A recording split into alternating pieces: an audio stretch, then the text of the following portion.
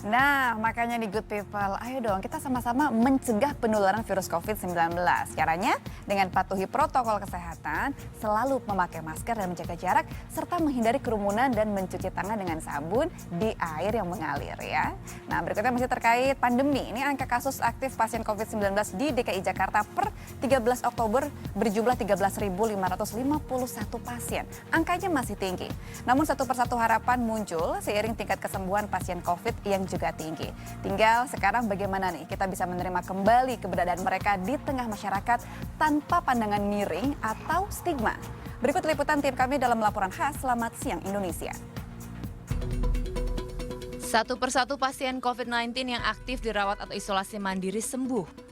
Meski demikian, jangan sedikit pun lengah atau menganggap enteng karena faktanya angka penularan masih tinggi. Per 13 Oktober 2020, jumlah pasien COVID-19 yang masih dirawat mencapai 13.551 pasien.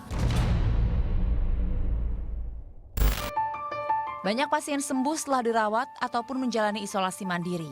Salah satunya Tuti Juliawati, warga Bekasi. Pada kami perempuan 53 tahun ini berkisah bagaimana dirinya menjalani kehidupan dengan status mantan pasien COVID-19.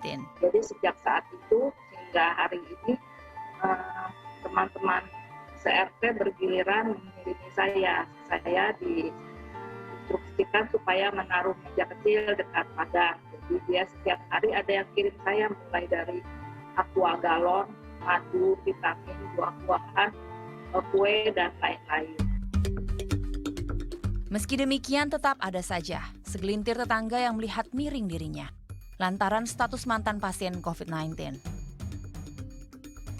Saya coba beli aqua galon. Sebelumnya memang udah ada yang kirim 3 dari rekan RT ya.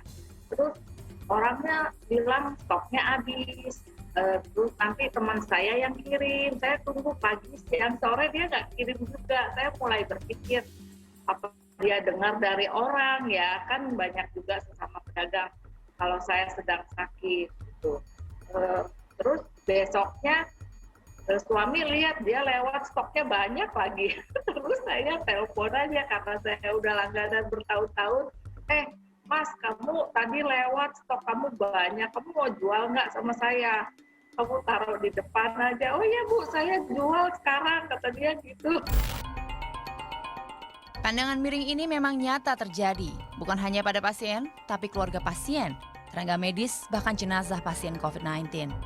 Seperti yang pernah terjadi di Makassar, Sulawesi Selatan April lalu, puluhan warga Kecamatan Manggala, Makassar protes. Mereka mengisolasi dan menutup akses jalan menuju tempat pemakaman umum Antang.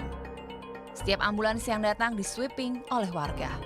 Gelombang protes dipicu karena sejumlah petugas medis berpakaian khusus beberapa kali datang untuk menguburkan jenazah pasien diduga positif virus corona. Warga khawatir jenazah pasien positif corona dapat menular.